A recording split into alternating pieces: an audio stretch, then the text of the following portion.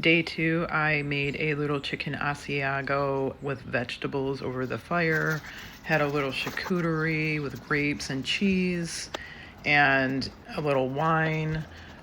This was a great evening. It was a little windy, but you know what? I managed, and everything went really well. After I had dinner, then I sat in my chair and I watched the sunset and had a little s'mores. It was super good. I love my s'mores. And then, yeah, so this is just a beautiful meal I made.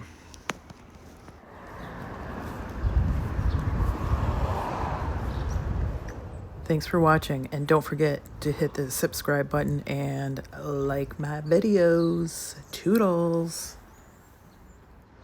I'll show you. Here we go. Oh. There we go.